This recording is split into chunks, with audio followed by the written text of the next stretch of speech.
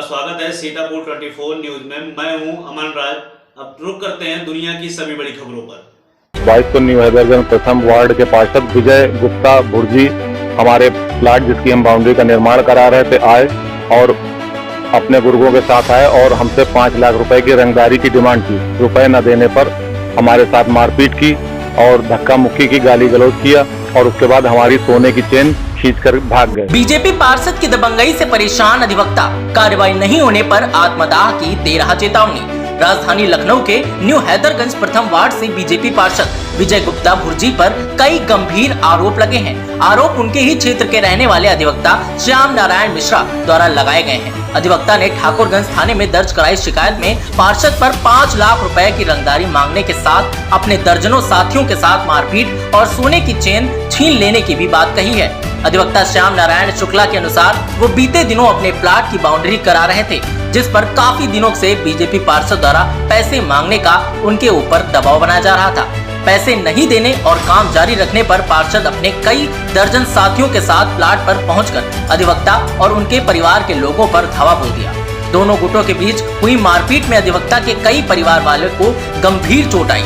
वहीं पार्षद विजय गुप्ता भी घायल हो गए। अधिवक्ता का आरोप ये भी है कि सत्ता पक्ष के दबाव के चलते पुलिस ने एक पक्षीय कार्रवाई की और उनके परिवार को गहरी प्रताड़ना से गुजरना पड़ा। पार्षद और उसके साथियों से अधिवक्ता ने अपनी जान का खतरा बताते हुए मुख्यमंत्री योगी आदित्यनाथ से मदद की गुहार भी लगाई है। अधिवक्ता श्याम नारायण मिश्रा ने कहा कि उन्हें योगी सरकार के न्याय व्यवस्था पर पूरा भरोसा है, लेकिन दबंग छवि के पार्षद विजय गुप्ता बीजेपी सरकार की छवि धूमिल कर रहे हैं और अपने गुर्गों के साथ बदमाशी पर आमादा है। उन्होंने पुलिस से अपनी एफआईआर दर्ज करने की मांग कही है। वहीं भेदभावपूर्वक रवैये से आहत अधिवक्ता ने पार्षद के खिलाफ मामला दर्ज नहीं होने पर पुलिस के खिलाफ धरना देने और आत्मदाह तक कर लेने की चेतावनी भी दे डाली है। क्या पूरा नाम है और क्या मामला? मेरा नाम श्याम नारायण मिश्रा है। मैं अधिवक्ता हूँ। दिनांक 22/8/2022 को न्यू हैदरगंज प्रथम वार्ड के पार्षद विजय गुप्ता भुर्जी हमारे प्लाट जिसकी हम बाउंड्री का निर्माण करा रहे थे आए और अपने गुर्गों के साथ आए और हमसे 5 लाख रुपए की रंगदारी की डिमांड की। रुपए न देने पर हमारे साथ मारपीट की और धक्का मुक्की की, गाली गलौज किया और उसके बाद हमारी सोने की चेन खींचकर भाग गए। मैं तत्काल इस घटना की सूचना देने स्थानीय थाना ठाकुरगंज पर गया। मैं सूचना की रिपोर्ट दे ही रहा था कि हमें पुनः टेलीफोन द्वारा सूचना मिली कि विजय गुप्ता अपने 100 गुंडे साथियों के साथ लाठी डंडा सरिया लेकर के मौके पर पहुंचे हैं और मजदूरों को गाली गलौज कर रहे हैं। तो इस बात की हमने तत्काल सूचना SHO ठाकुरगंज के शिवजी फोन पर दी और 112 नंबर पर दी। उसके बाद हम थाने की पुलिस की जीप के साथ, फोर्स के साथ मौके पर पहुंचे। मौके पर उतरते ही विजय गुप्ता ने हमारे सर पर डंडे से वार किया, जिससे मेरा सर फट गया और इनके साथियों ने हाथ, पैर और कई जगह मारा। उसके बाद मेरा पुत्र राजा मिश्रा, उसके ऊपर भी विजय गुप्ता और इनके गुंडे साथियों ने ईंट से और गुम्मे से प्रहार कर दिया, जिसमें वो उसका भी सर फट गया। मेरा भाई आशीष मिश्रा, उसके ऊपर लोहे की राड से इतनी बुरी तरह प्रहार किया गया कि वो संयुक्त चिकित्सालय में गया। वहाँ से रिफर होकर के वो बलरामपुर हॉस्पिटल गया और वहाँ पे वो आज भी एडमिट है।